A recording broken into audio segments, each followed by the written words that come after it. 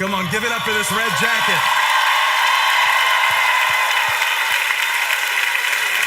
Color. In living color. I love you back. Excited to hear you talk for the next 7 hours. They're not.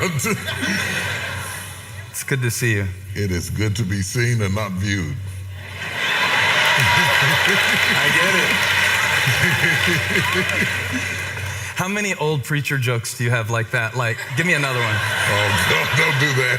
Don't do that. You have to elicit them. They come organically. The first time you hung out with me, you scared me so bad. So like, he was nice enough to spend a day with me talking about preaching. Mm-hmm. And in the middle of telling me about preaching, he starts preaching about blind Bartimaeus. Mm-hmm. And he starts acting out every character in the story of blind Bartimaeus. And blind Bartimaeus hollers in the story. Mm-hmm. And it's just me and him in the room. And he hollers full throat bishop voice across the desk at me, and I spilled my Diet Coke. But I've told people about that. I've told them you can preach on anything. Well, it's not really that. What we were talking about is spinning the text. Yep. Because on one hand, I'm a preacher, and on the other hand, I'm a film producer. And one of the things you have to decide whenever you do a film, you have a story, somebody brings you a story and you decide to write a script for it. You have to decide which character is going to be the narrative, who's going to be talking. And so if you take that principle and you apply it to the Bible, is it going to be told through the eyes of blind Bartimaeus, or is it going to be told through the eyes of Jesus, or is it going to be told through the eyes of the disciples? Because every POV, point of view, leads you into a different realm of truth. You see, it depends on whose perspective. It's like a husband and a wife live in the same house, have same address, eat the same food, but they're having two different experiences. And so the point of view determines the relativity of the truth, the power of the truth, the significance of the truth is all brought about by who's talking. You take the prodigal son. It's one thing to talk about it from the son's perspective. It's another thing to talk about it from the elder brother's perspective. It's yet a third thing to talk about it from the father's perspective.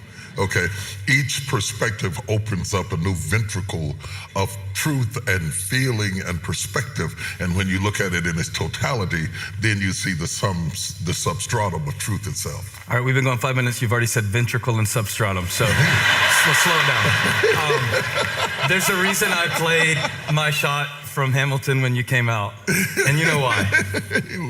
You tell him. Can I tell him? Yeah. Bishop Jakes and I got to watch Hamilton together a while back. Yeah. So what I thought would be fun, just a game, and then we're going to talk about the book. It's going to be very spiritual. He warned me to brace myself for something he was going to surprise me with, so yeah. pray for me. And it's better than a dance-off. But what I would like to do is play a game where I give you a song title from Hamilton the musical, and you preach us a 1-minute sermon on that song title with a text. And how many of you would love to experience this? I thought you would. How y'all doing over there? This is gonna be the best night of your life. Starts right now. Starts with this. Okay, so the song that you came out to, My Shot. What's the text and what's the sermon? My Shot. My Shot is the young prophet who Elijah commissions to shoot the arrow. And depending upon how far he shoots it, it determines, what he could have had. And said, if you would have struck the ground more times, you could have gone further. The power of the text exists in the reality that God does not make the shot for us, but he gives us all of the ingredients that are necessary to be successful.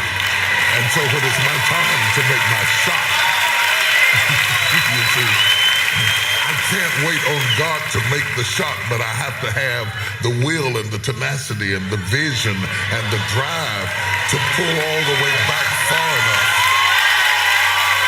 to take my shot.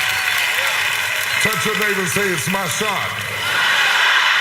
If I shouted for you when you had your shot, shout for me when I had my shot. If I was glad for you when you had your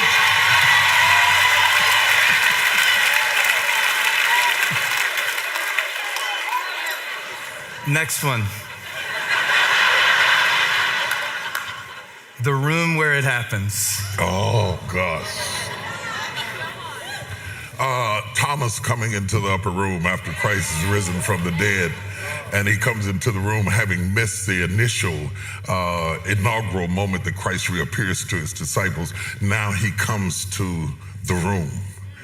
The power of being in the room will determine the destiny of his ministry and his life.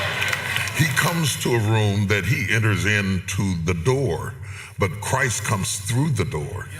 Spirit enough to come through the door and man enough to eat fish inside the door. He boggles the mind of the disciples, but that was not what convinced Thomas to believe. What caused Thomas to believe, because otherwise Thomas would have thought he was a ghost. He says, reach hither your hand and feel the nail prints in my hands and touch my side, and be not faithless, but believe. And all of a sudden, the doubting Thomas is converted only because he is in the room. Now, touch your neighbor, say, I'm in the room. Even if I'm in overflow. In the room. One more. You want to say more about that one? No, I can. Because I was on a basic track. I was thinking like my shot is David and Goliath, but okay, yours is better. Look, what else is there? No, or we could go in the room where they are mourning over the corpse of a 12-year-old dead girl, and all of a sudden Jesus puts them all out of the room until nobody's in the room but her and Jesus, and they're alone. He raises her up from the dead because he has gone into the room with her, you know.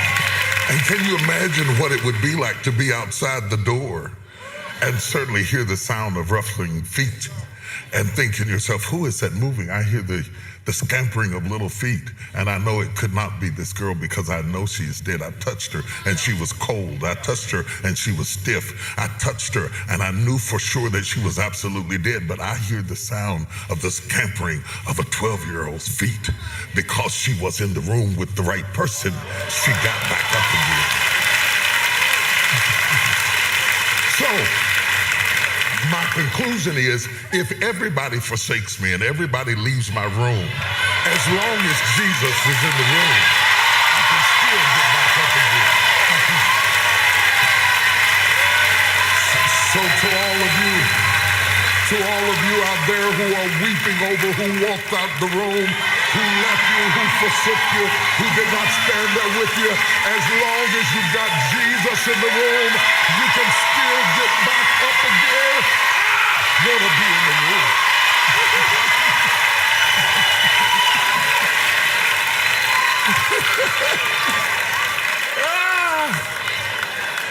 Don't think of nothing else, I'm running out.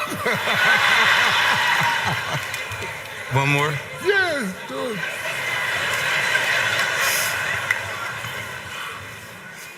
Who lives, who dies, who tells your story?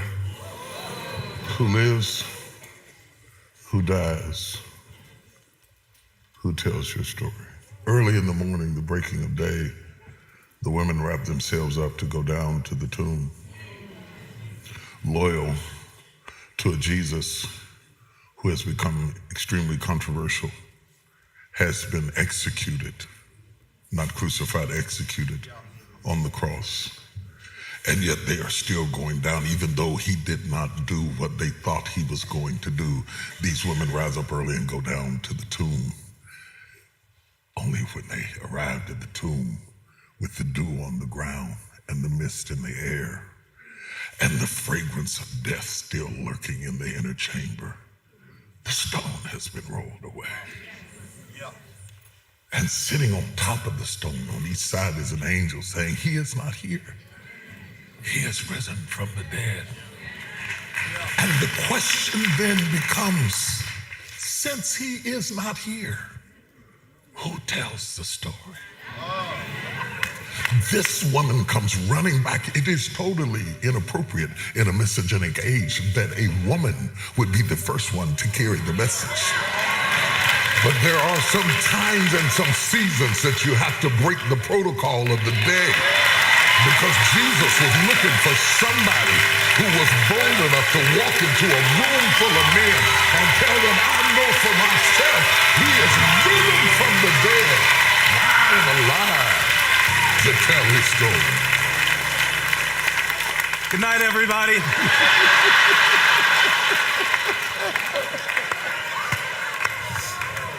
I thought that would be amazing. It was 100 times better than I ever imagined.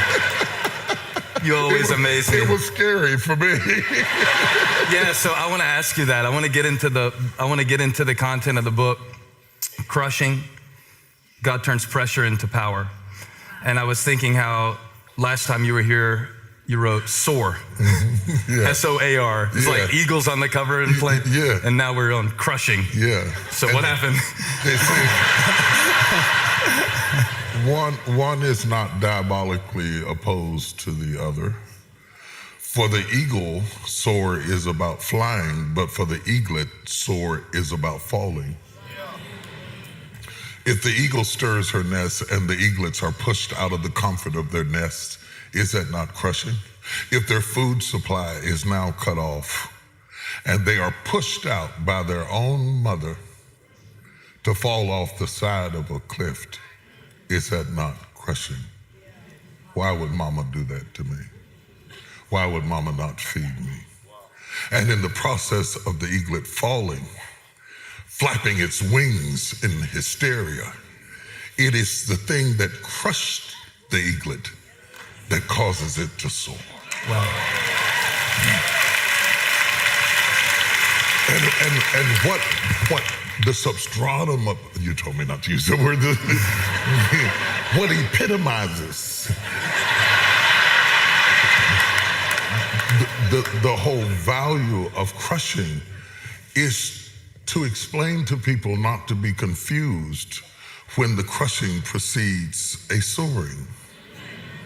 Because a lot of times, if we only tell you about soaring and we don't tell you about crushing, when something crushing happens in your life, it looks like what we preached is not true. Right?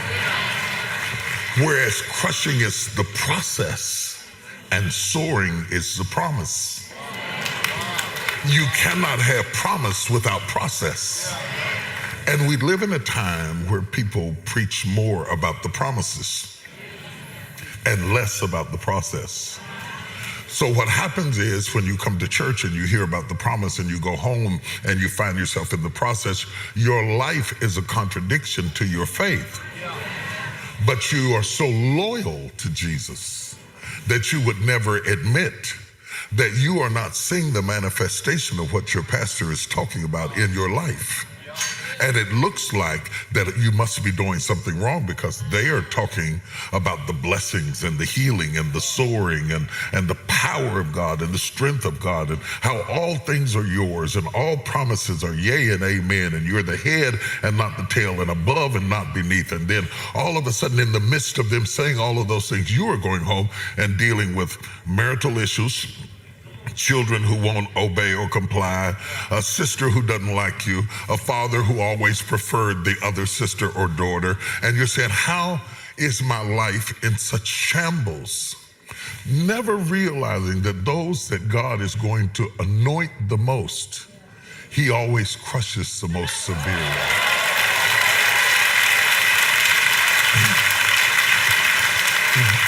When we were talking about the arrows a moment ago, and we were talking about striking the ground, and we were talking about the bow and arrow, you must realize the further the arrow is going to be shot, the more it must be pulled back.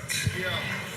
And I wrote crushing in part because I have never met anybody who did exceptional things in their life who had not at some point endured exceptional crushing. It is the force to which you have been pulled back that determines the height that you will fly. Yeah. You see? Yeah. And I wonder about that because I've seen you at the height of success, and yet you've shared with me about your own crushing. And some of that was external. Mm-hmm. Some of it was internal. Mm-hmm. Some of the things that you've shared with me privately gave me hope to know that God is using a lot of the things that I think disqualify me. and that will be the actual place of power. Mm-hmm. But what I wanted to ask you on a deeper level is, do you think that there is a certain process by which we accept that crushing that either turns it into something powerful or something destructive in our life? Is the pressure of the things that we go through in itself a growth mechanism, or is there a response that's required from us to make it turn into something? You know, that's a great question. And, you know, a couple of things come to my mind. When I married my wife, I was pastoring. I've been pastoring for 2 years. I pastored a very small church in a rural area of West Virginia called Montgomery, West Virginia, though I lived in Charleston. I was pastoring and working a full-time job. I had a brand new car. I had my own place. I mean, I wasn't wealthy or anything like that, but I had a car and a good job, and I had my own place, and I was good enough to say I do. And not long after I said I do, the whole country shifted, and the Union Carbide shut down the part that I worked for, and many other industries began to leave the Rust Belt states, and I was unemployed and ran out of unemployment. And eventually they repossessed my car. And eventually I could not feed my children. And eventually it got so low that the deacons loaned me a car. But the car was so raggedy that they hid it in the back of the church. No, I'm serious. It was a 1967 Valiant with the floorboard rusted out of the bottom of it. And I had to put carpet over the bottom of the floor so my kids' feet didn't go through. And they didn't want anybody to know that the pastor had that kind of car. So when we had guests, they would hide my car in the back because that was the stage of life I was in. It got so bad that the car broke down on the side of the road and I had to thumb to get to church and climb across the coal cars on the railroad tracks to go into the church to preach faith. I never stopped preaching. I never let up on preaching the power of God and the strength of God. Even though it became so bad that we at one point had to go gather apples to feed the kids because we had nothing at all to eat. God knew that later in my life, he was going to bless me extraordinarily. And some people would later question, are you serving God for stuff? So he allowed me to be crushed early so that no matter what they said, I would know. You understand what I'm saying? Because they were going to come in at the end of the movie and make assumptions. But I lived through the first of the movie to validate the fact that it was not for the things he gave me that I do what I do. It was because of the love and the passion and the anointing. And so, yes, it makes you, and sometimes it also creates a narrative for you that completes your ability to reach both high and low. I can reach the guy in the homeless shelter, and I can reach the guy in the penthouse suite, because I have learned how to abase and abound. I have suffered lack, and I have had plenty. And I have learned whatever state I'm in, therewith to be content. Some things God takes you through are not for you, but it's so you can reach somebody else.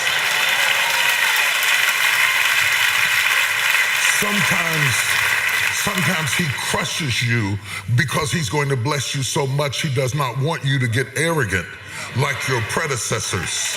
And so he humbles you. Anytime he's going to exalt you, he humbles you. You take the 2 fish and the 5 loaves of bread. When they brought it to Jesus, they brought it to Jesus to multiply it. And the first thing he did was crush it.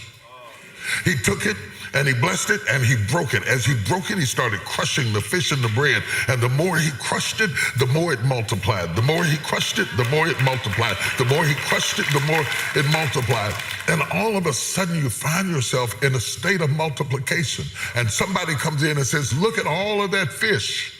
But you know that when you first came into his hands, you were not enough. It was his crushing that made you more than enough. So sometimes it's intrinsic, and sometimes it is so that you are relevant for other people. I want to give you one more quick example. Look at Aaron. You can give me one more not quick example. Okay.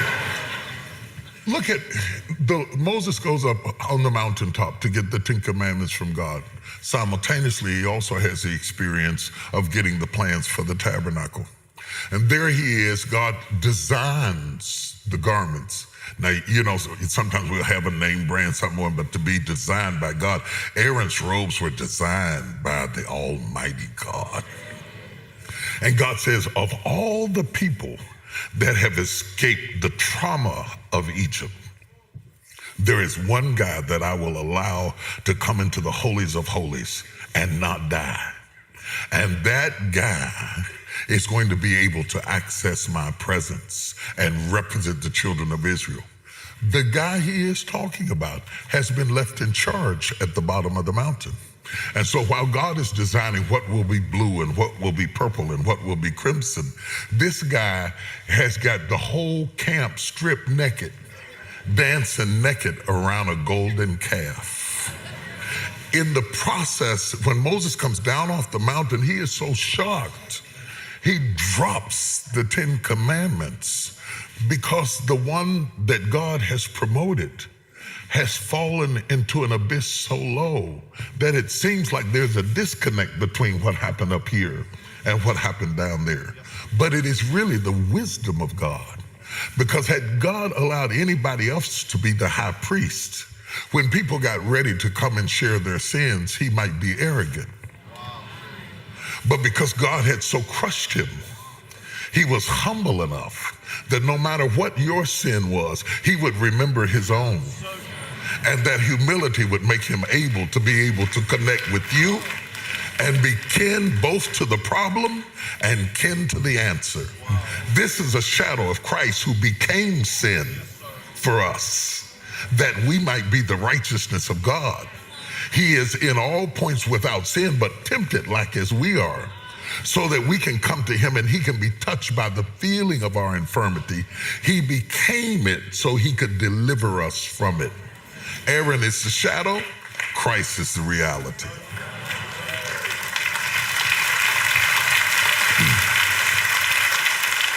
I always figured that's what makes you stop and take time and care about people is the years that you were preaching with barbecue sauce on your tie because you were making the chicken for the fundraiser in the back of the church before you preached. See, they don't know what you're talking about. Let me tell you what I did.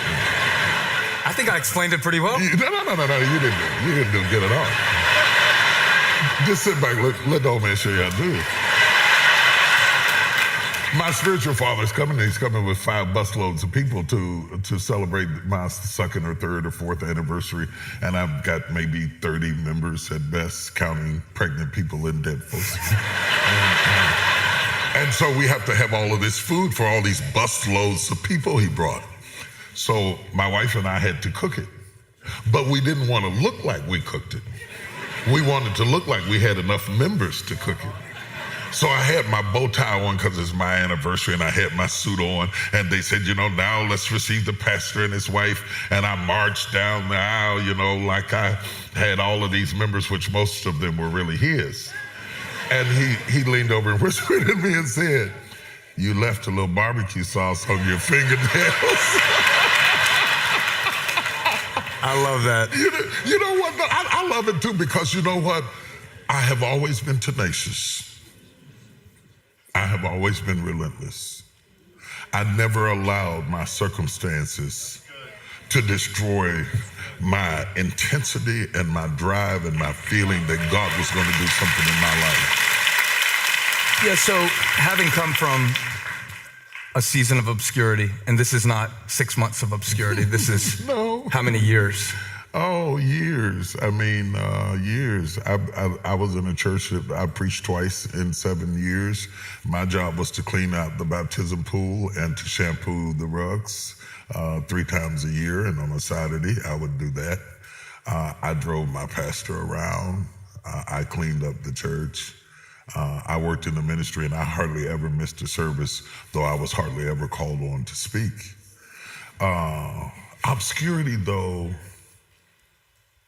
Pastor, is is a great gift. It's a great gift. There's a reason that God develops an embryo in obscurity. There's a reason that Moses was hidden in the tent 3 months. There's a reason that Christ dwelt in obscurity till he was 30. Obscurity gives you a chance to have development, to fight your own devils, to overcome your obstacles, to get your priorities in alignment. The problem we have today is that people want a success for which they have not been groomed for. Success that you have not been groomed for is like birthing a baby prematurely.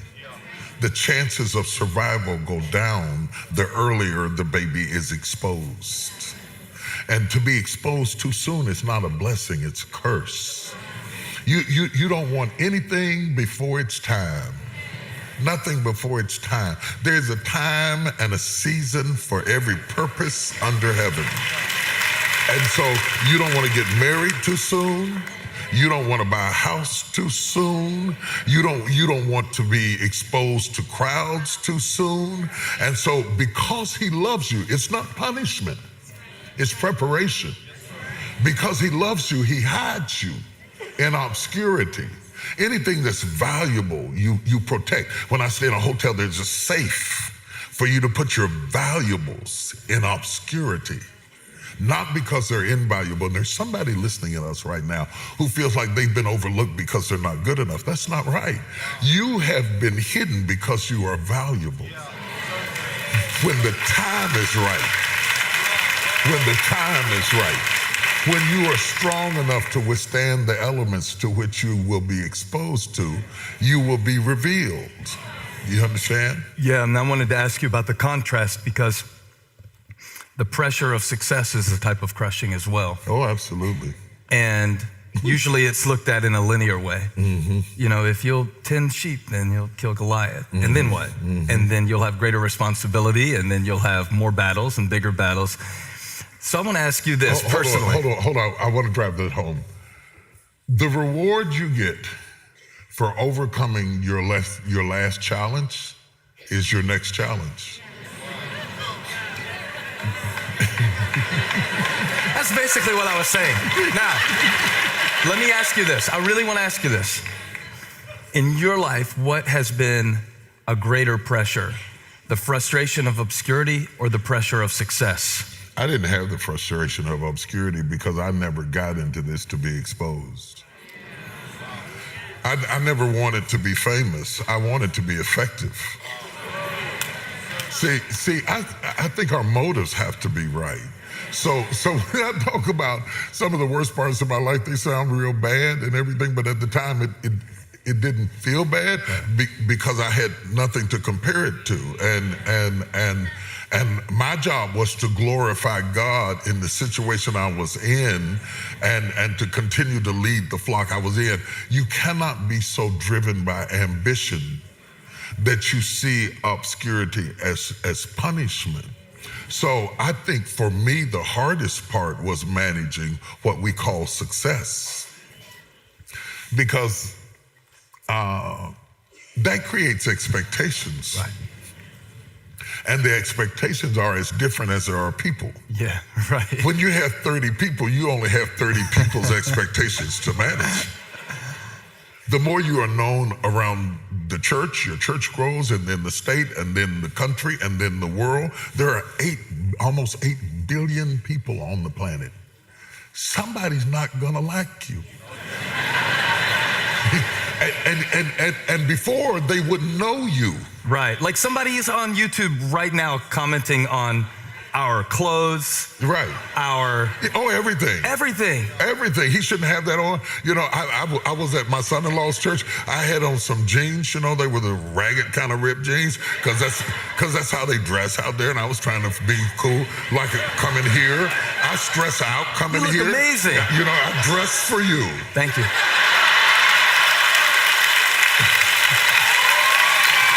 I put great thought into this outfit. I am geared for suits and ties. I have all kinds of suits and ties.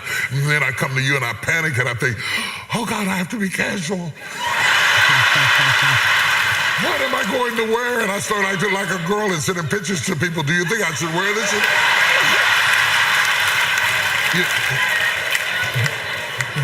And the other thing about being big is this. I preach in so many different worlds. I preach in worlds where they would church you for wearing this. And then I'll go and preach in a place where if I wore a suit and a collar, you would think it was strange. Being global causes you to be relevant in so many rooms where the rules are different. And you have to be flexible enough to be able to function in various types of situations and still be true to who you are. You see? Yeah.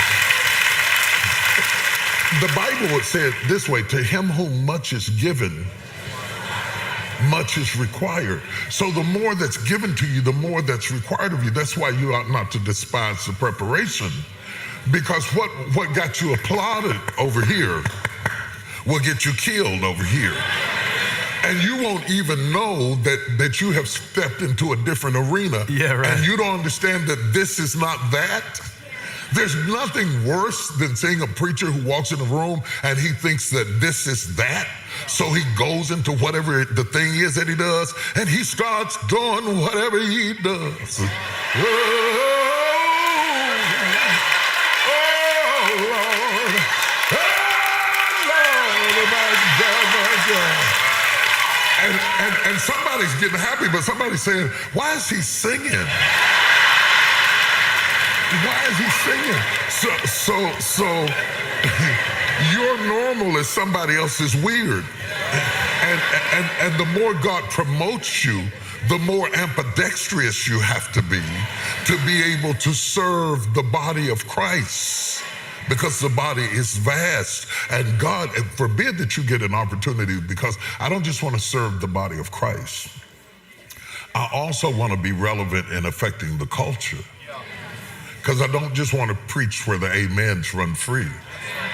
I want to go into the wild, into the jungle, and capture and ride a lion's back and pull him by the mane and pull him and say, sit down. You know, snatch him by his hair and say, what's my name? I don't want to go. Yeah, I know you're shocked. You'll be okay. Breathe out. You brought me. We're going to have fun. Most of the preachers today only preach to Christians. At the time I came up, we would pitch a tent in the roughest part of town. I mean, I preached in a tent in the Bronx where people were throwing needles down on the altar. They were coming in and throwing crack cocaine down on the altar. There were thugs, there were people in there with guns and knives, and I was happy. I was happy because I was young and I was wild, and I was preaching, get away from that gate, about the lame man at the gate called Beautiful. And I was preaching, get away from that gate, where there wasn't a big amen section like this. Today, people always want to go into an environment that is friendly fire. But the Bible said, go into all the world and preach the gospel to every living creature. Black creatures, white creatures, brown creatures, intellectual creatures, illiterate creatures. When I first got to Dallas, I knew that my ideology had to change. When I first got to Dallas, I threw a party for the homeless people, rented out the Civic Center, and brought all of these clothes and food and stuff. That was how I opened up my church. And so we had all of these homeless people in there. And when I was leaving, this man looked at me with tears in his eyes. Ooh, it's hard for me to tell it. And he said, I love you, Mr. Bishop. And I drove away in the car, and I thought, he doesn't even know what a bishop he is. And immediately I knew, either you're going to reach the world or you're going to honor your traditions. You have to go beyond your traditions in order to be effective. And if you're going to do that, that pliability, what psychologists would call AQ, your adaptability quotient, your ability to adapt to environment, comes from being crushed. It comes from I was going to say the women would relate to that, but the women today don't do this. So the older women might remember when we kneaded bread dough. The younger women don't know what I'm talking about because they get the bread already made at the grocery store. But when you go home and ask your grandmother if I'm right about this, that if you're going to make biscuits from scratch, you have to knead the dough. And the more you crush it, the more pliable it becomes. And ultimately the bread will rise because you pressed it. And if you're going to be adaptable enough to fit into the future God has designed for you, then it is the crushings that prepares you not to be more loyal to your traditions than you are your calling. Not to look down your nose at somebody who is into what you just left.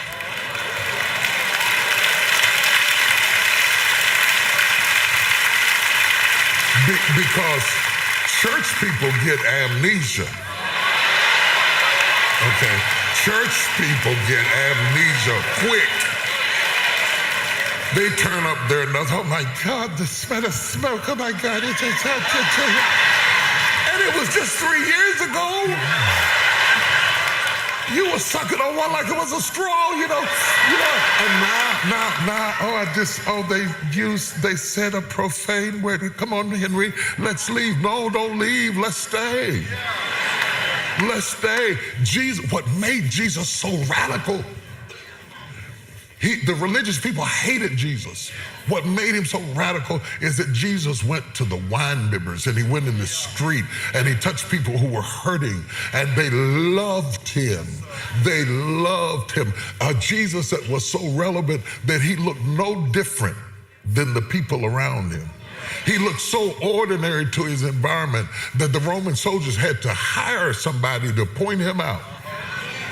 So Jesus wasn't into standing out, he was into fitting in. Okay? Because in order for him to redeem us according to the law, you had to be a kinsman redeemer.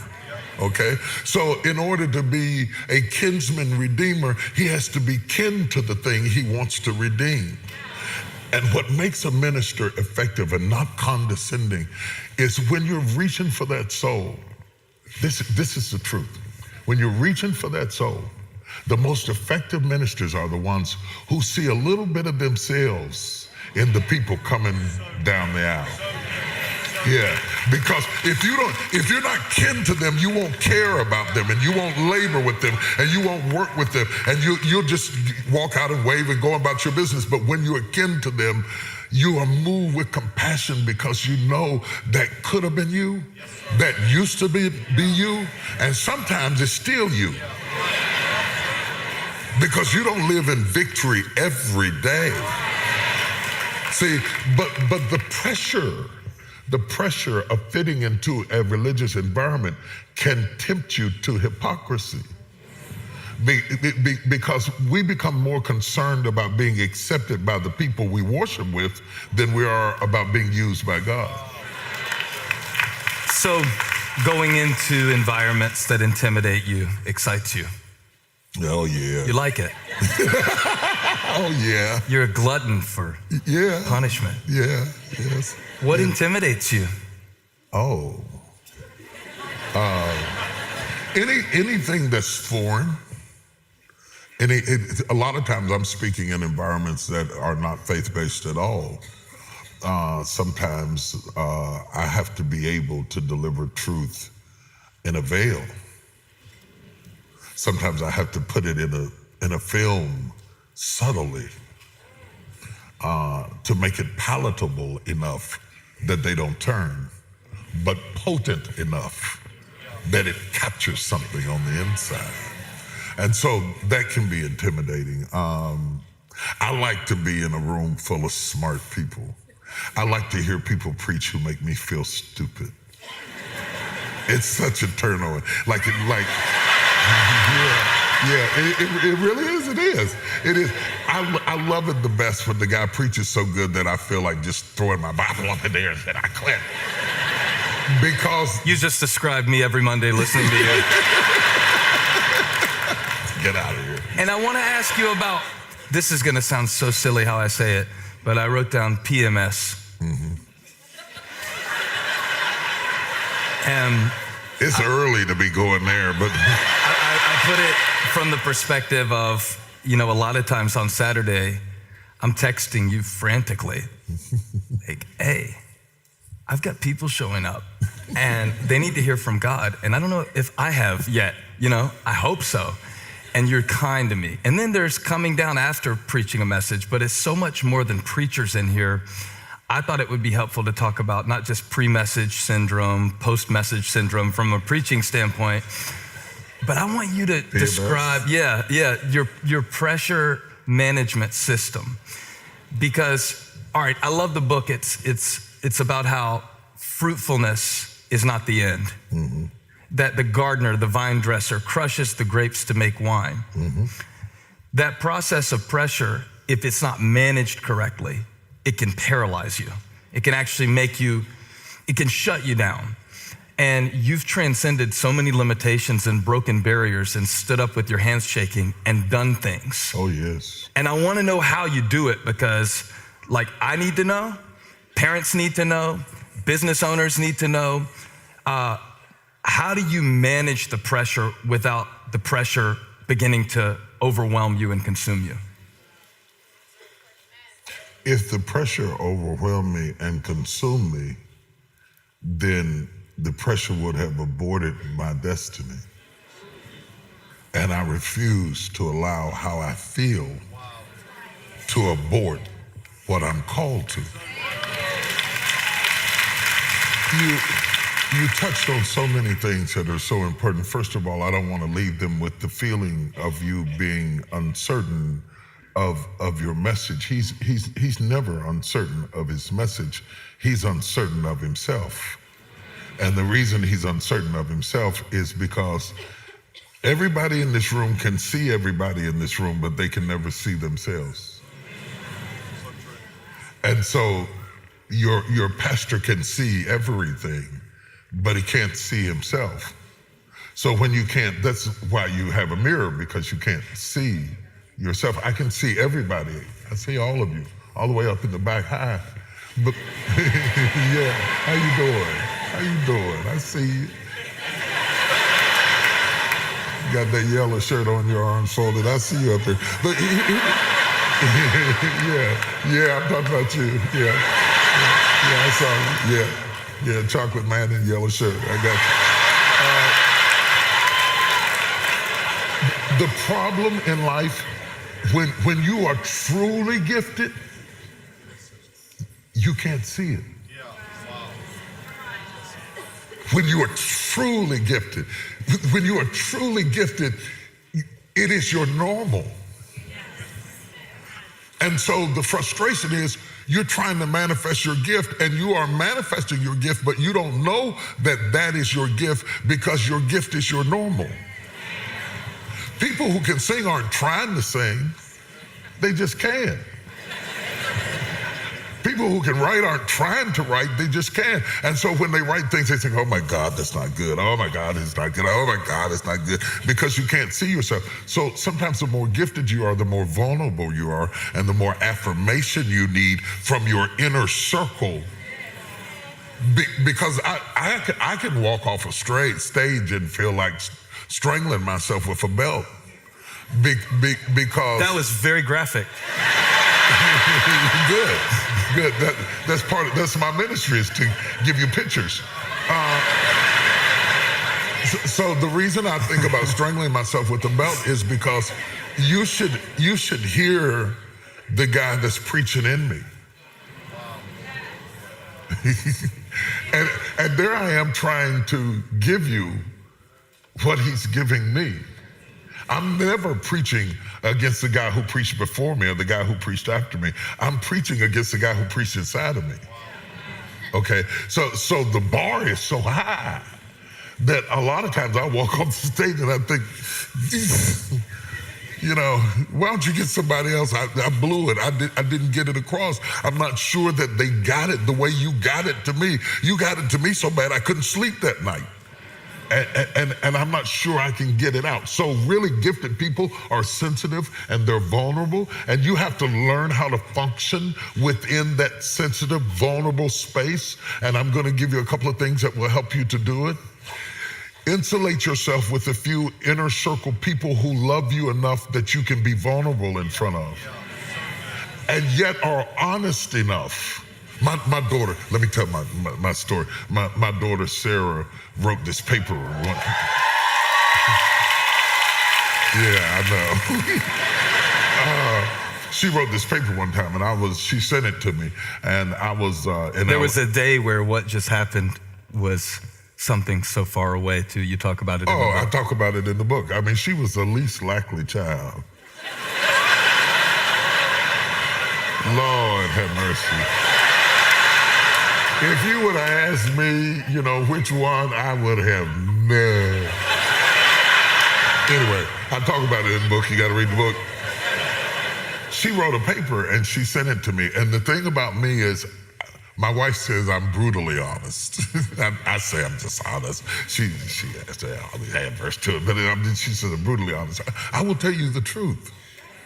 She wrote this paper, my daughter wrote this paper, she sent it to me, and I read it. And I remember I was in LA at the time that I read it. I was busy. I probably would have been more tactful had I not been so busy, but I was busy.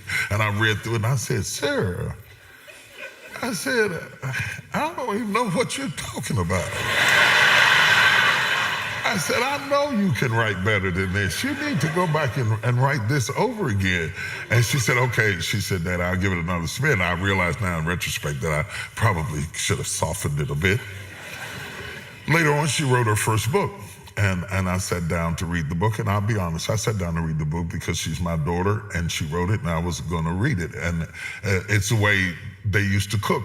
And some stuff they cooked, their mother wouldn't eat. I would eat anything they cooked, just so they have confidence in themselves. So I said, I'm going to read this book.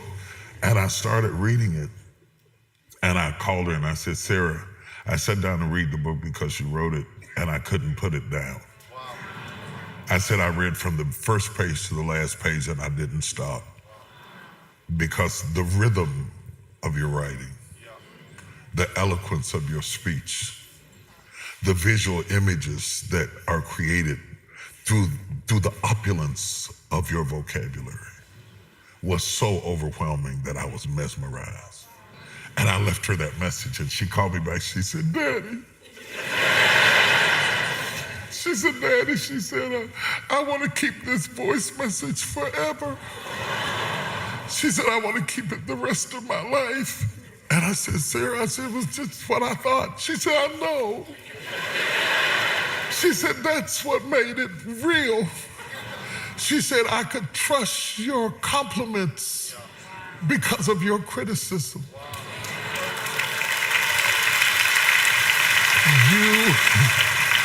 You need somebody who's not just going to say it because they like you or say it because they love you. You want to get the absolute truth from them.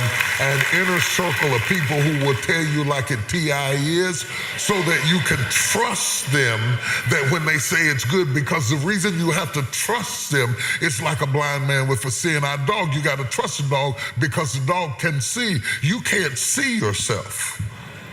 And you have to be okay with that or you're never going to get anything done for God. I'm going to go just a little bit deeper. Jesus takes a blind man and takes a blind man out of Bethsaida and he lays hands on him and then asks the blind man, what do you say? The healing is all predicated on honesty. The courage to tell Jesus, you touched me and it didn't work. In front of your disciples? He says, I see I'm better, but I see men walking in streets. And Jesus touches him again, or I believe spits in his eye, and tells him to go wash in the pool. And the man has to take the first steps in the dark. The first time I went to the mic to preach, my hands were shaking so bad. that when I held the mic, I was nervous when I picked it up, but when I knew that they could see that I was nervous, that made it worse. So it was kind of like a tambourine or something.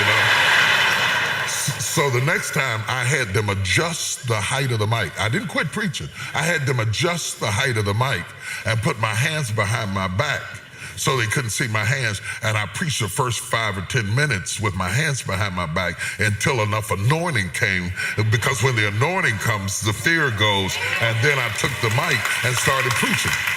You cannot let your fear hold you back from your destiny. You have to feel the fear and do it anyway. Do it broke, do it scared, do it nervous, do it trembling, do it on your knees, do it with help, do it on crutches, do it in a wheelchair, because you don't want to end up in a nursing home sitting on a bedpan wondering what would have happened if you'd only had more courage. You don't want to end up in an old folks home and your dying thought is, I wish I had her. Because the one thing that you will never get is more time.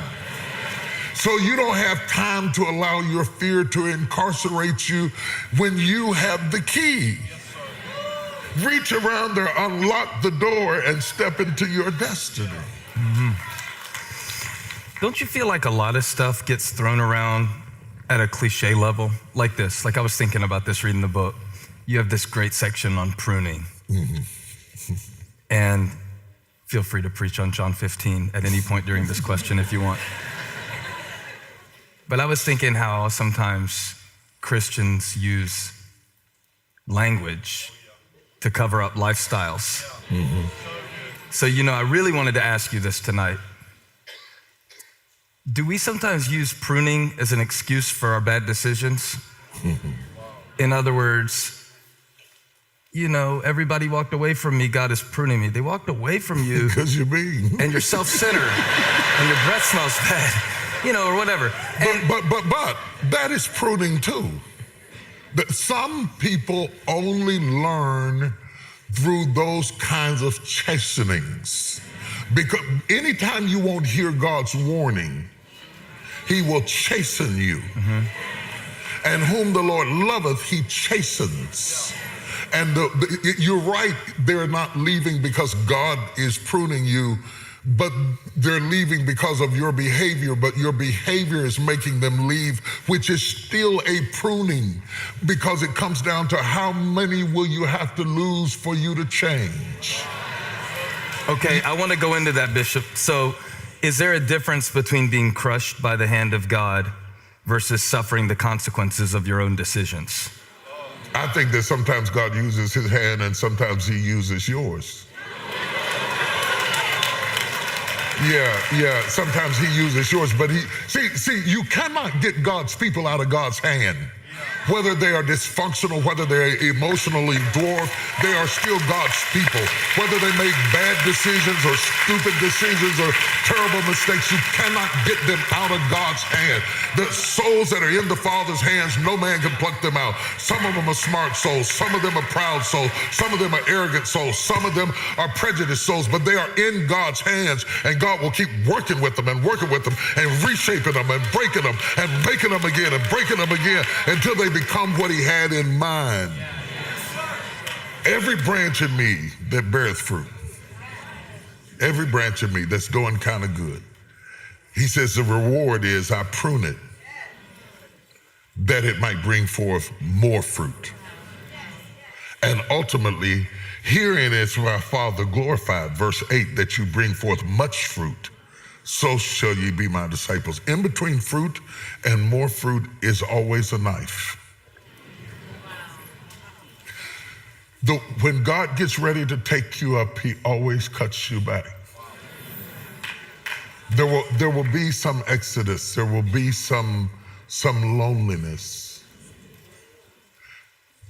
There will be some crushing place, some weeping, wallowing stage of life, because you are his, and he knows exactly where to cut you. In the book, I talk about my mother had a rose bush, and I decided to help her out. And I was a little kid, and I went out there to do like I had seen her do. I was going to prune the bush. And I almost killed it. I used the same knife, and it was the same bush that I'd seen her prune the year before. I used the same knife. But in my hand, it was a weapon. And in her hand, it was a tool. God knows exactly where to cut you to make you more productive. I was doing the right thing, but I was cutting in the wrong place. Mama knew exactly where to cut that bush in order to make it go from fruit to more fruit to much fruit. God knows exactly where to crush you to bring you to the place that you need to be. I want to throw this in. What started this journey, I was getting ready to preach at Lakewood, and I was sitting outside, and all of a sudden I got a download, and it's hard for me to explain what a download is.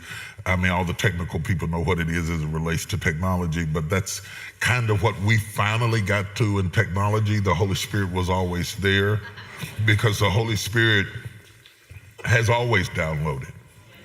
Knowledge from the divine comes in waves. It doesn't come in reason. Right. Behold is a download. They missed that. That was so good. It was, but you got it? Yeah, they'll get it when they watch it back. Preach it Sunday, it'll be all right. The word revelation is the Greek word apocalypse. It means to unveil, behold. It is a download. All of a sudden you know something that you didn't know, and it comes in a fullness, and and God started giving me this download. Oh my God. It was not a normal one. It was a big one. It was too big to be a sermon. I was writing all over Legal Pass, trying to keep up with it and trying to get it all together, because all of a sudden I began to realize that when Jesus held up the cup in the Last Supper, that there was, and he says the New Testament is in my blood, that what was in the cup had synergy with the one who held it. Yeah. Wow. The grape, you see, is one of the few fruits that is raised to be crushed. And Christ was born to die. And as he held the cup, the cup was a reflection of him, except that the cup had already been raised and crushed and resurrected in its eternal form, and Christ was about to be. And he says, take and do this in remembrance of me. I was born to die. You're about to see me be crushed. But understand that as he crushes me like this cup, he is transforming me from grapes to wine. And I wrote this because there are so many people listening at us right now who are being crushed, some in obvious ways, some in childhood ways. There are people in here who have been raped. There's people in here who have been molested. There's people in here who have been abused verbally, emotionally, mentally, raised without parents, never been loved, never been treated right, and they have been crushed.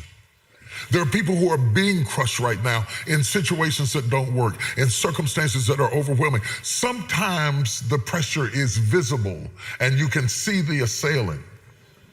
But other times it's invisible. It's an emotional, it's a mental, it's a turmoil, it's an internal conflict that crushes you, and you suffer in invisible ways, like a child that's been whipped and sent to school, but they wore clothes to hide the scars. And there you are walking amongst people and nobody can see that you're scarred beneath it all. That's what crushing is. And there are people in this room right now who have or will or are enduring crushing moments, and they are saying, where is God? And he's under the clothes with you. He's in the pain with you. He's in the situation with you. He's in the turmoil with you. Nobody else is as brutally honest as God about crushing. It's right up front. The whole emblem of Christianity is a cross. Duh. It's not a crown. comes right out front and tells you, if any man will be my disciple, pick up his cross and follow me. Come on, let's die.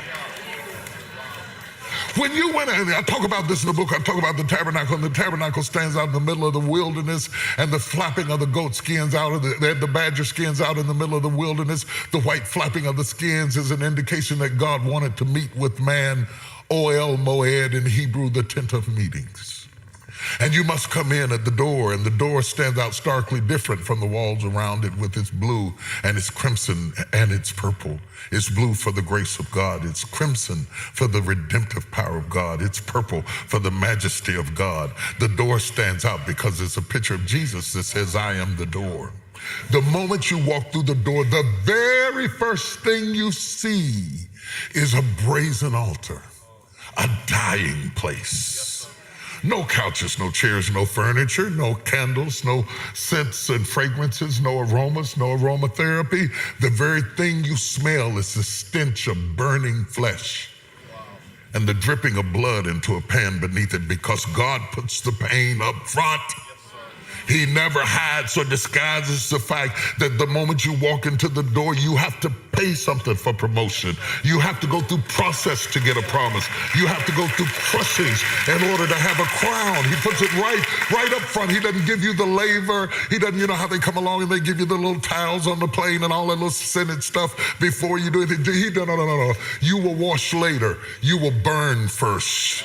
You will writhe and groan. And let me prove to you, the apostle proves to us in the New Testament, I beseech you therefore, brethren, by the mercies of God, that ye present your body a living sacrifice, holy and acceptable unto God. A living sacrifice is something that is put on the altar alive, squirming, tied to something that doesn't work, tied to something that doesn't move, tied to a marriage that doesn't work, tied to a job that doesn't work, tied to a city where you're not respected, tied to a situation where you're squirming.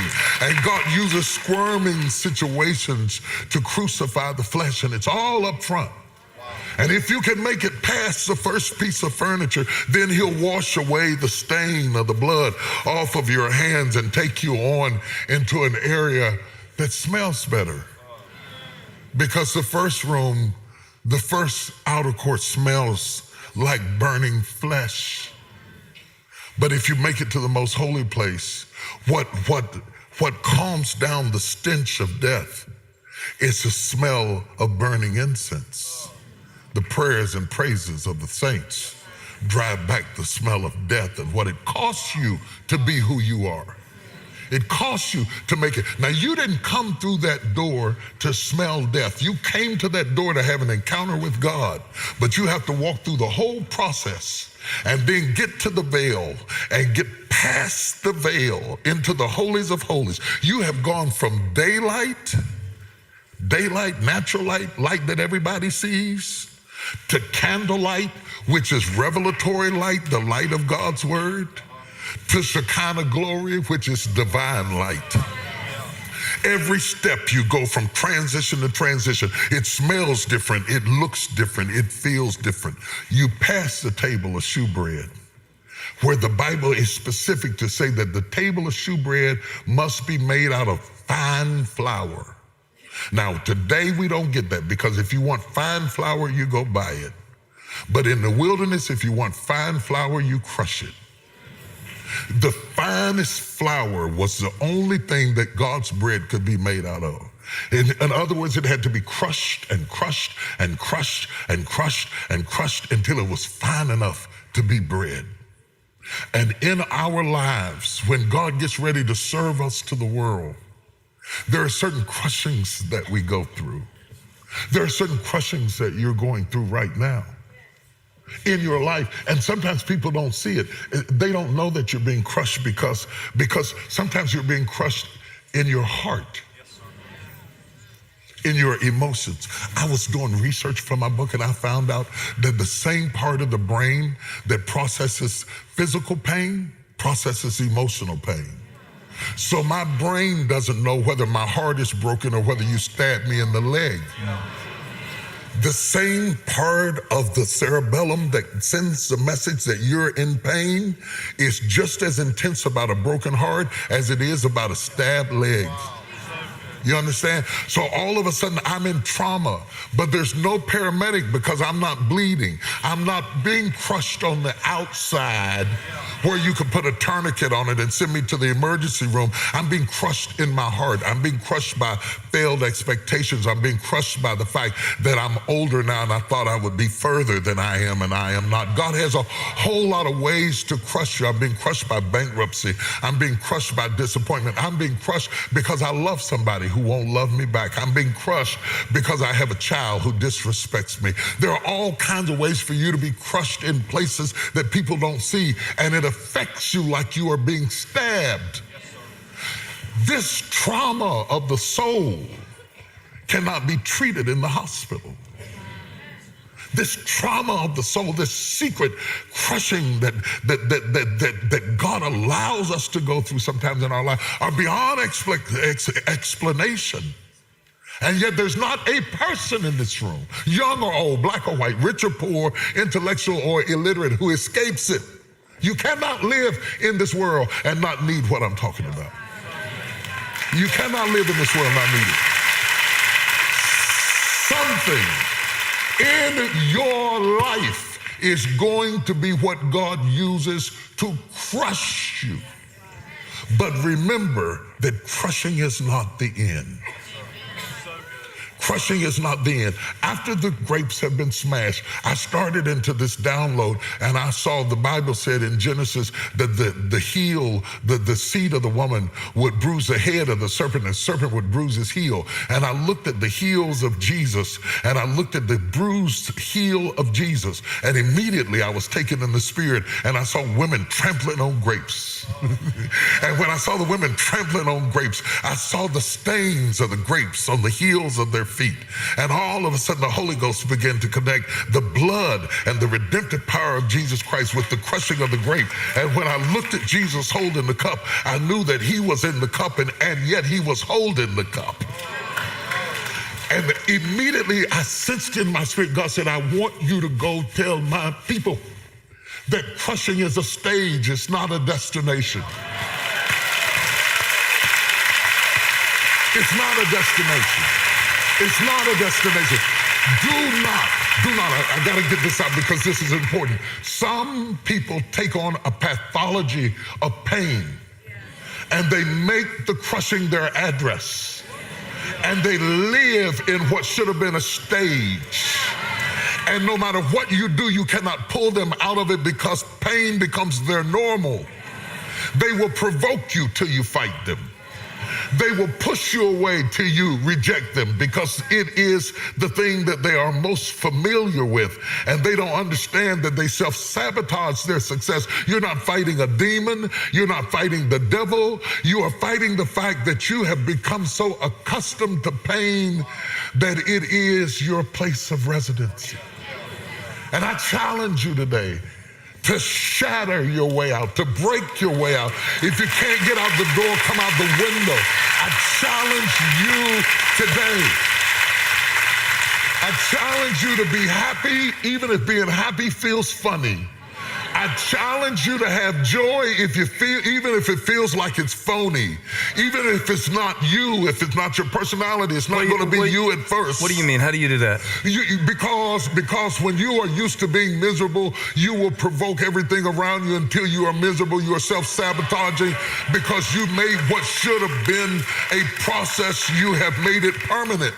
And now it's you doing it. It's not God doing it. It's you doing it to yourself. And God is steadily trying to rescue you out of the pit, Joseph, but you won't grab the rope because you have become so comfortable in the pit that even when God sends the Midianites to pull you out of the pit, you choose to stay in the pit because you like it down here. I like it down here. Ain't nobody bothering me down here. I just like to be by myself. I want to be alone. I'm just that kind of person. I'm there. No, you're not. It is not good for man to be alone. Your Creator said you were not designed to be alone. You have allowed the process to become permanent. So when you break out, Stephen, you feel strange. You feel like an immigrant. You feel like a foreigner. You feel like you're in a strange situation and you want to retreat back to the familiar because even though it's toxic, it's become your normal. And so when you start getting into these other atmospheres, you can't wait to get back to the familiarity of this self-inflicted torture that you put on yourself. And anybody who says you preach nice or you look nice or you did that good, you don't believe them because believing them would free you. You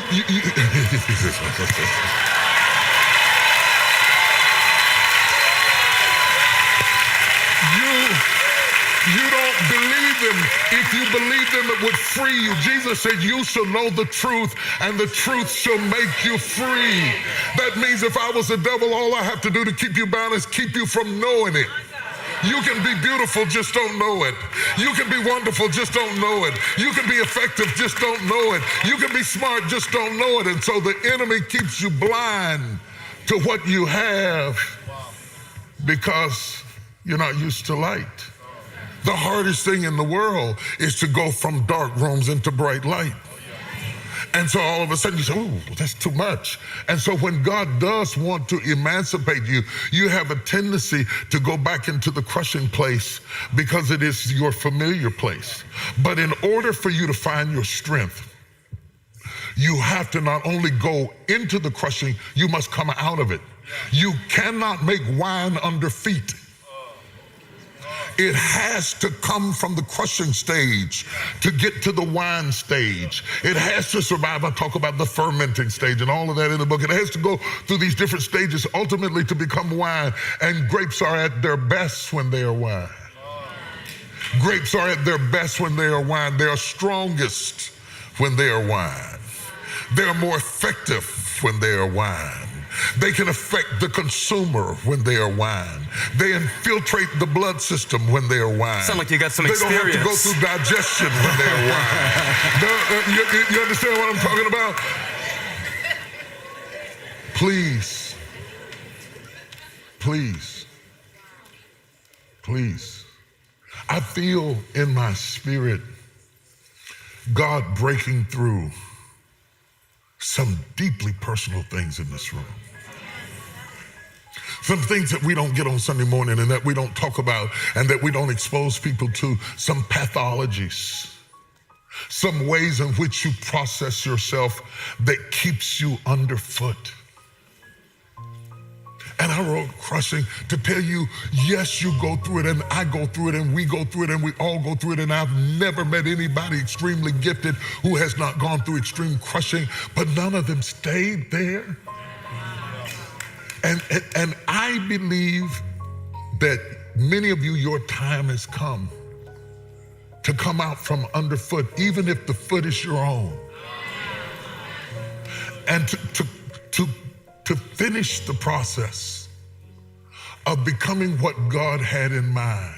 Jesus says, Father, now glorify me with the glory that I had with you before the foundations of the world. Take me back to what you had in mind. Now, the cross is the transportation. It is not the destination. Wow. First thing my grandmother taught me, I was walking through the house, I was a little boy, I'll never forget it. I had bought a crucifix somewhere and it's still, a crucifix has Christ on the cross. And she said, no, baby, she said, don't wear that, he's not there anymore. He's not there anymore. It's important that the cross be empty to remind you that he did not get stuck in a stage. Amazing. Touch somebody and say, I'm not there anymore. Some people need you to be there because they have built a system around your pain. And they have created jobs around your dysfunction, and they don't want you to get well. Because if you got well, they're afraid that they might not be important to you. And sometimes it's not in their interest for you to recover. I'm going on and on. Let me shut up. I should write a book or something. I should write a book.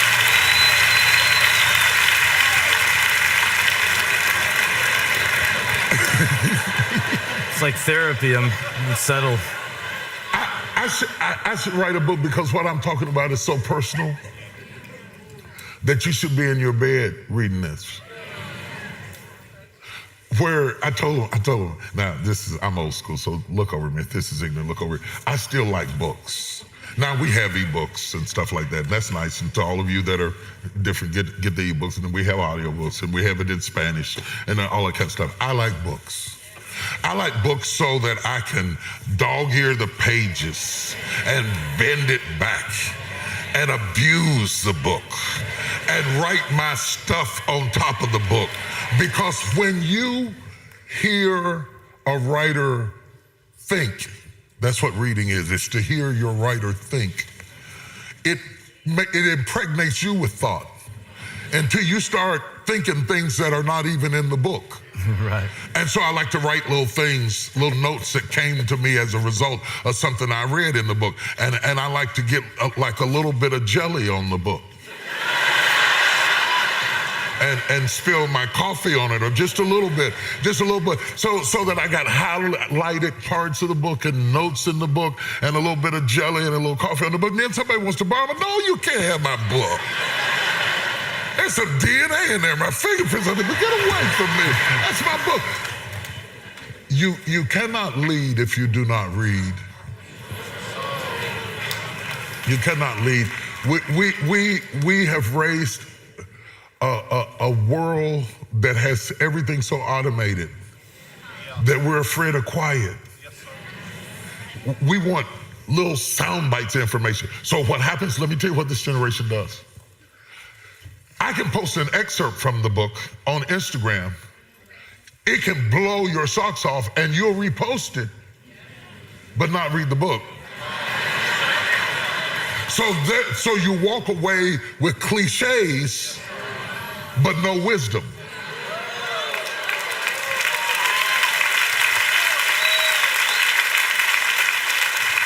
So when the enemy tries you and finds out that there's nothing beneath you but something that you reposted, but right, you really don't understand and you really haven't delved down into, and he starts attacking you on the level that you spoke on, you're not able to stand up against it because you don't have the roots. You understand what I'm saying? Yeah. I sense that coming through in the book, that you're frustrated with this microwave mentality. Yes, that you're frustrated with this skim the surface spirituality. Yes. That you're seeing a failure of it in the church and in our lives. Yes. And I don't want to leave this world without making sure that what our fathers passed to us is passed to you. Our fathers sat around the dinner tables and talked about the Lord, and we would wash dishes and do anything just to be in the kitchen or be around where the conversations were being held.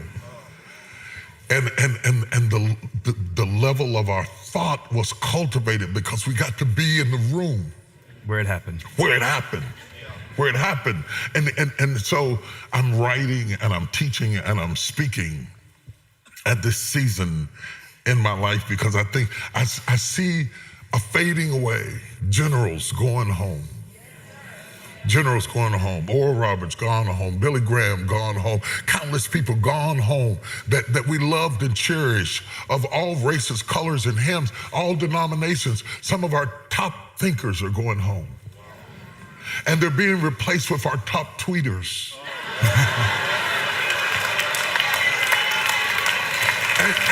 and so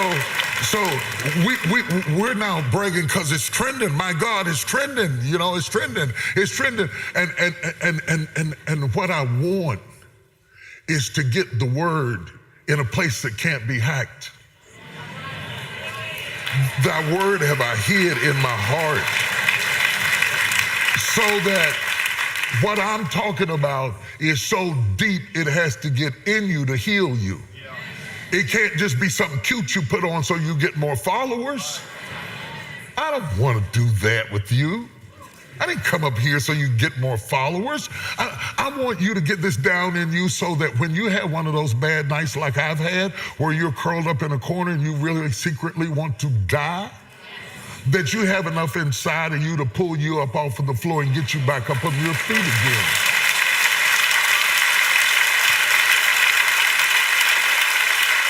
I want to put enough word in you so that when you are holding your mother like I held mine and watch her gasp and die and feel her body get cold in your arms and rock her till she's stiff, that you'll have something inside of you that will not break, that will not fade away, that will not fall apart, that will make you able to stand even if the person you love walks out on you, that you cry, but you don't die.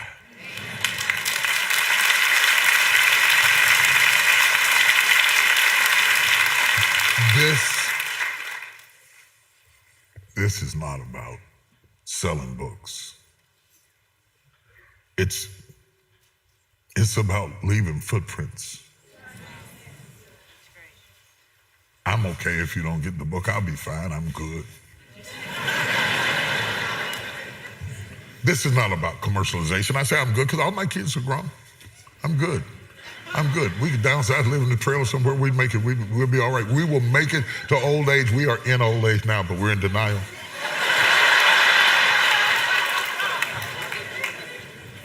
I want to leave footprints behind.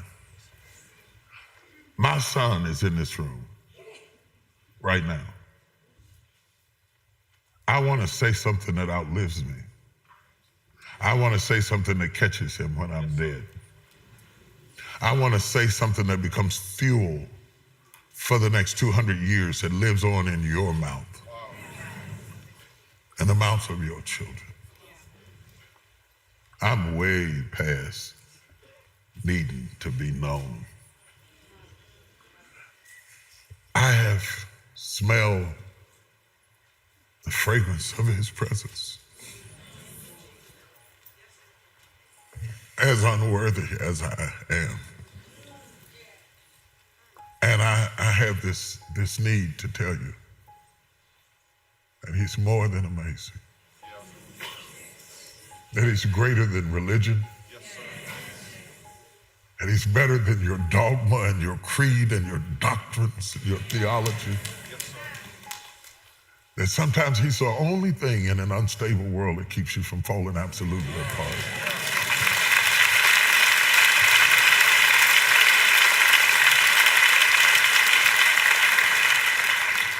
So, I call it crushing. And I want to tell you something. I'm going to be honest with you. The subtitle really isn't mine. It's what the publishers wanted. My title really was Crushing is Not the End. Because the substratum of the book is really about not getting stuck in a stage and deteriorating and rotting and giving up on yourself and your dreams and how to be productive at every stage of your life, and not to think because you have a setback that this is not God and that you can't win and that you can't be successful, because I would not be here. If I believed the first 10 years of my pastorate, I wouldn't be here. I pastored the first few years of my church sitting on a piano bench. My foot was the drum. I played for myself while I was preaching. I took all the money from my job and put it into my church. My mama was frying fish and chicken behind the wall because she believed in my dream.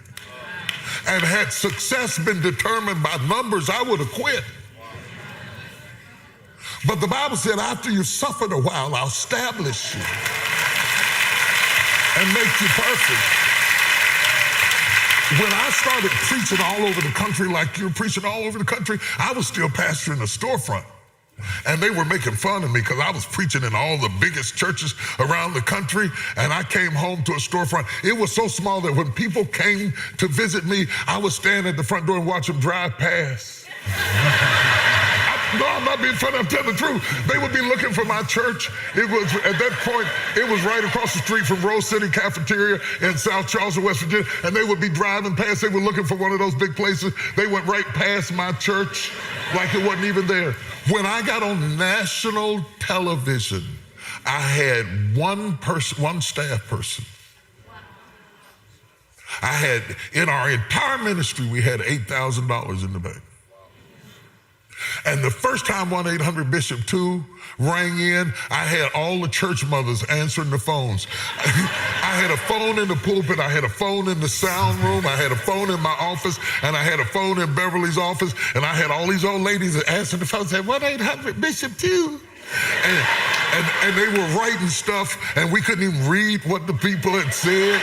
We couldn't read the prayer request because our hands were shaking. And I didn't own a duplicator. I borrowed a duplicator from Brian Keith Williams and drove to Columbus, Ohio to get it and to start duplicating things. It does not matter where you start. Do you hear me? It does not matter where you start. It matters where you finish. It does not matter how you suffer. It does not matter how they laugh at you and make fun of you. They told jokes about me. They said I'd never have anything. They said I couldn't preach. They said I couldn't pastor. They said, and none of it was true. None of it was true. You have to hold your truth inside of you.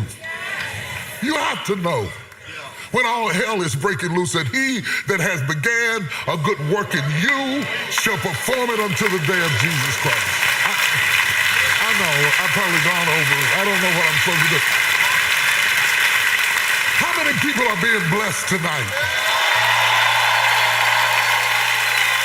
How many people needed this word from God about trusting tonight?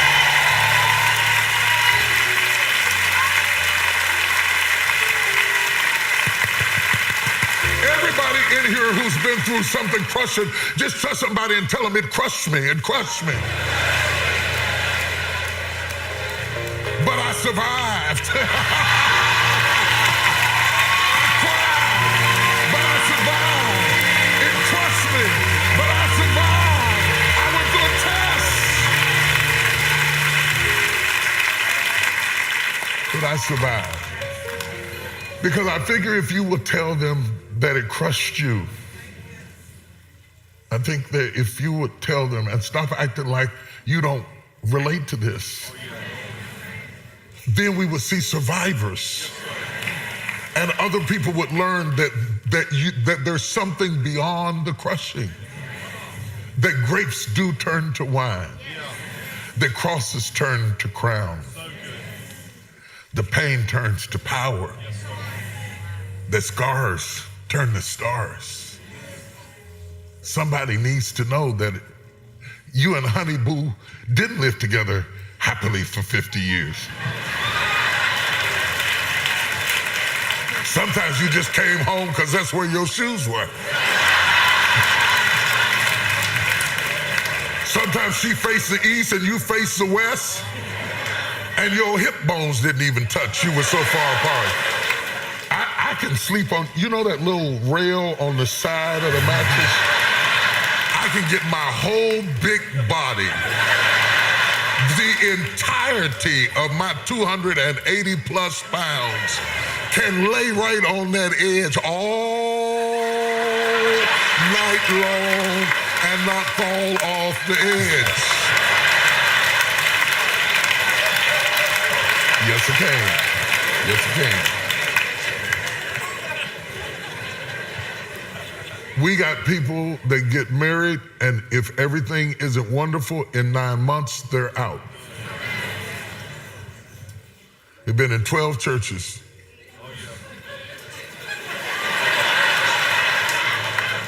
They quit every job they had because they don't recognize your worth and who you are. Shut up.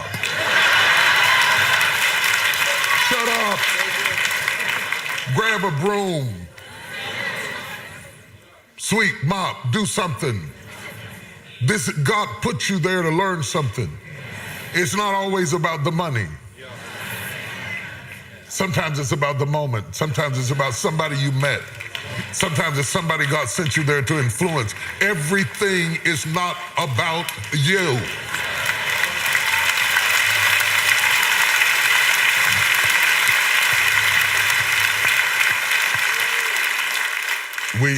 We talk like this, you and I, all the time. If all of y'all left, we would still be sitting there talking like this. We talk like this on the phone because you know what? Your pastor has greatness in him.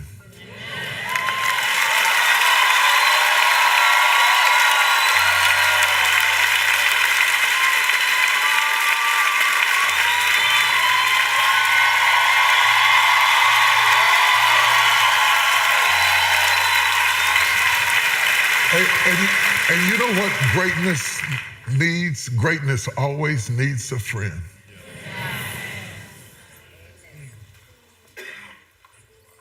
Greatness always needs somebody to say, I'm scared. Greatness always needs somebody who will not judge you, criticize you.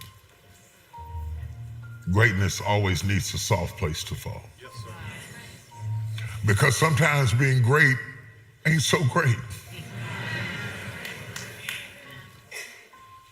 Sometimes being great means being crushed and not being allowed to whimper. Sometimes being great means bearing the fact that you're in a crushing season and helping other people and going home empty yourself.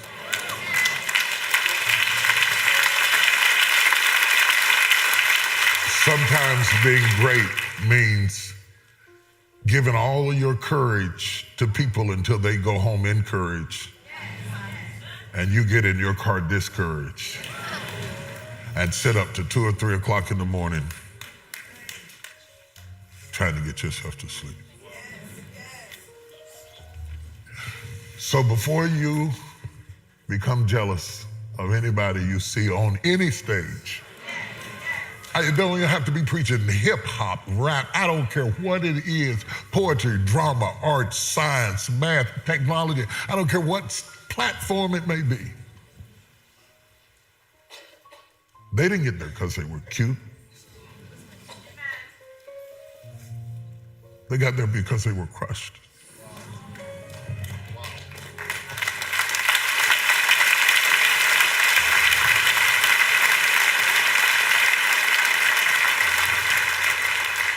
And all I want to be is some soft place for you to say, I'm tired, or I'm mad, or I'm aggravated, or I got a revelation I heard from God, or I feel empty. And the reason I want to give you that is because I know so well what it is to need that. And I know how valuable it is.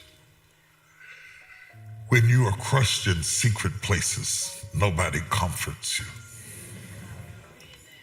When you are Superman, nobody knows you're Clark Kent.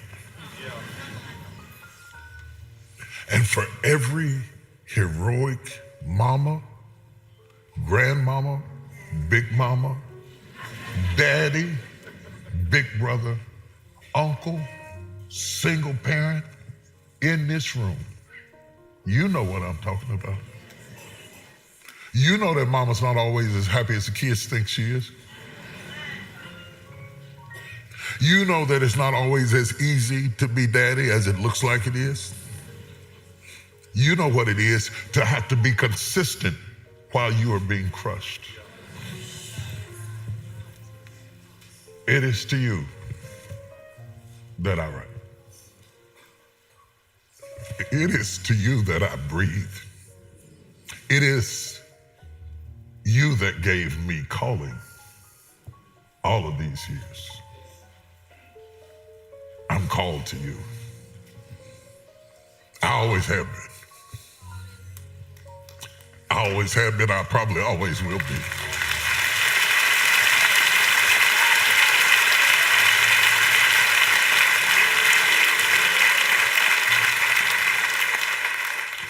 Can I get up? I want to get up. I want to get up.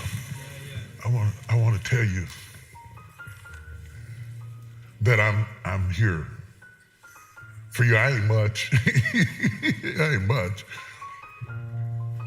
But he called me because of you.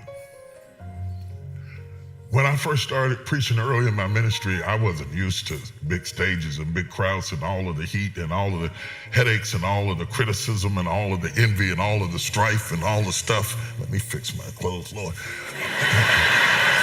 Fix the old man up if you're going to be standing behind me. The least you can do is fix me up. And when this old country boy first got exposed to what it costs to be up front, I didn't want it.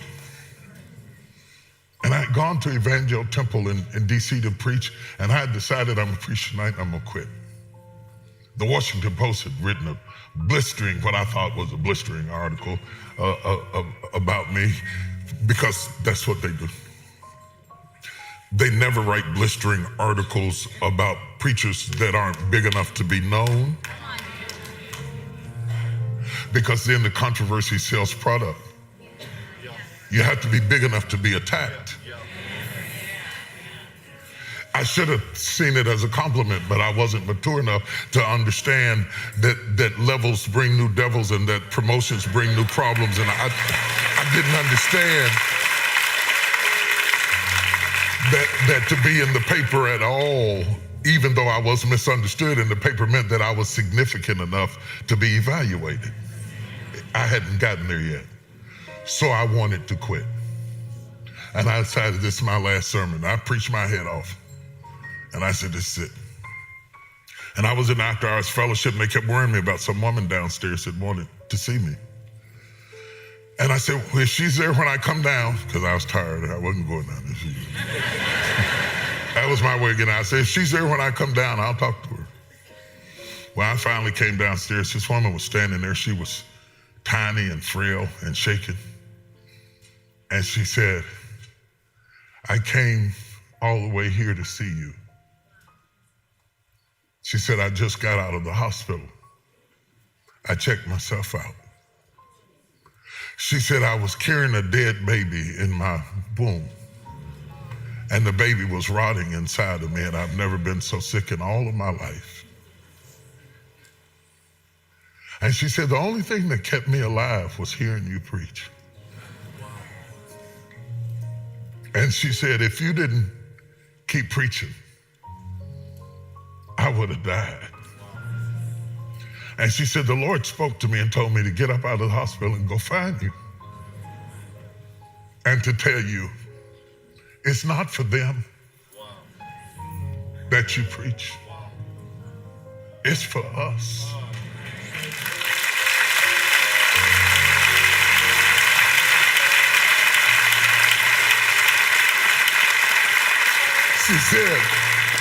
She said, it's for us. It's not for them. It's for us. I staggered back like she'd shot me. I got in the car, man, and I cried all the way home. I couldn't stop crying. Because that woman I didn't even know reminded me why I am breathing. Now, that was early in my ministry, and right at the point it was beginning to explode.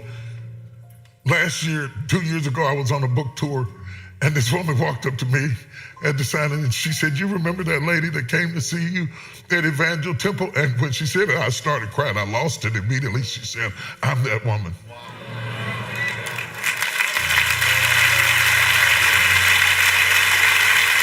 And I told her, I said, I prayed, I didn't know her name or nothing. I prayed that I would see her again. To tell her thank you, because when I was being crushed, she reminded me of why I breathe. While God was toughening me up enough to stand the weight of something that he called me to do that I didn't even ask for. He sent an angel right out the hospital to tell me, don't get stuck in the crushing. That when this is over, you shall come forth as children.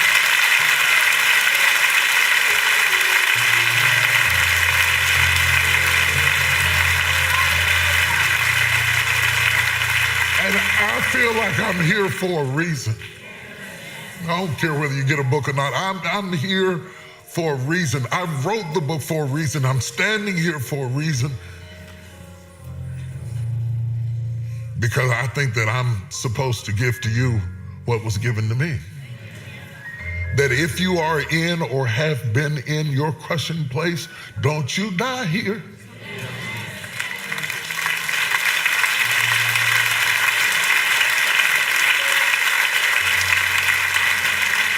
Don't you let somebody standing on the outside of you say something about you that makes you die. Don't you let somebody who left you or forsook you or divorced you or denied you or betrayed you make you hate your life enough that you stop breathing before you see the fulfillment of the promise of God in your life. And so whether you're in this room or whether you're in one of the campuses or whether you're in an overflow room or whether you're standing outside peeking in the door or whether you're streaming online, I wrote a book that ain't sexy and ain't full about the promises of God and 3 ways to be blessed and 5 ways to get a new car and 2 ways to get your house painted while you sit on your couch. I wrote to the people who have been crushed.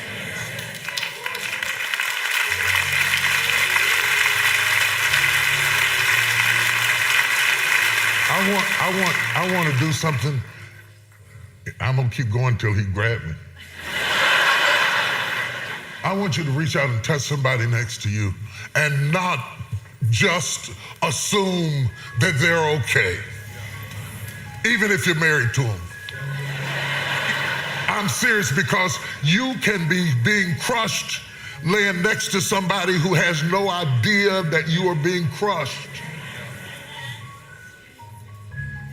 And some of us are so masterful at being crushed that it's become normal. You might be touching somebody right now who has got stuck in a state of crushing and they can't get out. You might be touching somebody who runs away, anybody who looks like they care about them, because they're scared of rejection. And the only way of coping is to not let you in, because if I don't let you in, then I don't have to see you go. You might be touching somebody who was abused as a child, raped by a relative. And they all made up and gussied up and looking good, and they don't want you to know that they have nightmares and terrors and flashbacks. You might be touching somebody who's trying to be a father and didn't have one. Trying to be a man and never saw one. You might be touching somebody who's trying to find love and live with a man, but they never lived with a man before, and they don't understand men. And they're married to a man, but they talk to him like he's a woman because they never had a father, and men are a mystery.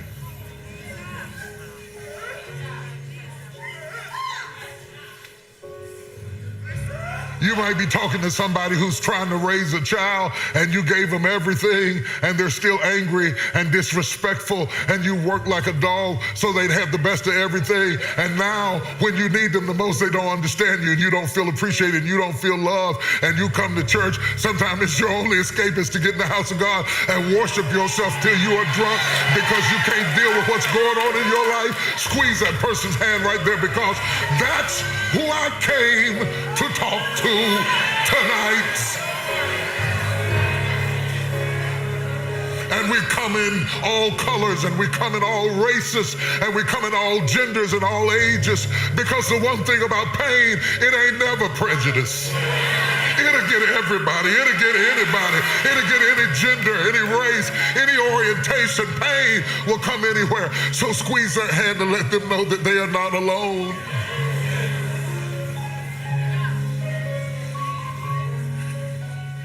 And so here I stand, Lord, with these your people. These are your grapes, clusters and clusters and clusters of grapes that at some point, at some time or another, they have gone through something, maybe going through something right now. But oh God, I know you're the winemaker. Woo! Glory to God. I know you are the winemaker. I know you're not finished with them. I know you're not through with them. I know it ain't over yet.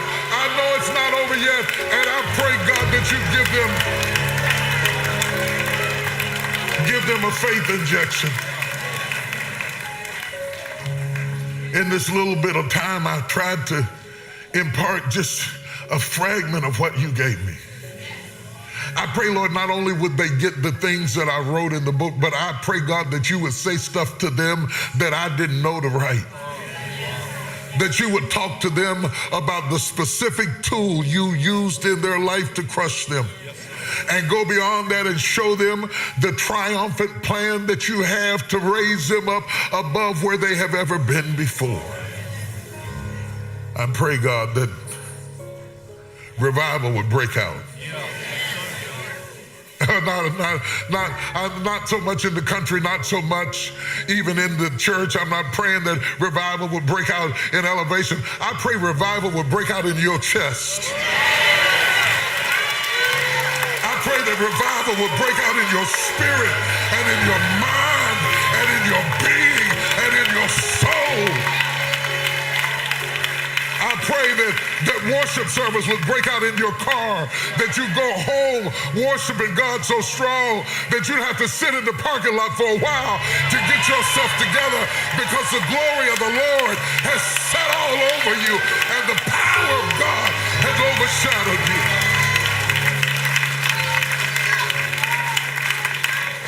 Father, I pray for this young lion pawing behind me. I pray that his teeth be sharp and his back be straight.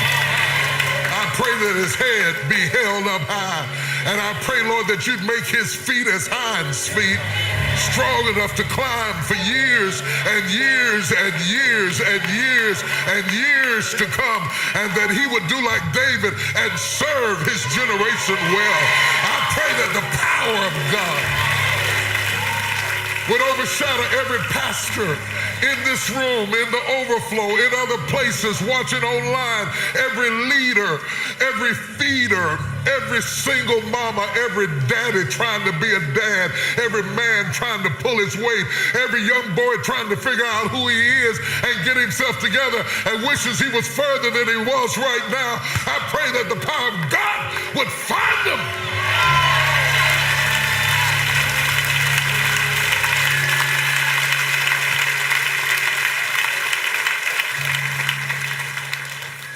Thank you for the opportunity to be used in this small way to speak to these your children.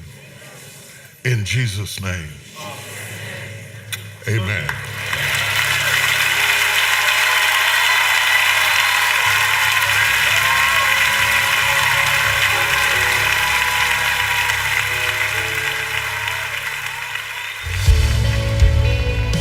Thank you for watching. Make sure you subscribe to this channel so you don't miss a single video or live stream, and share this video with a friend. And don't forget, you can join me live every Sunday. Thanks again for watching.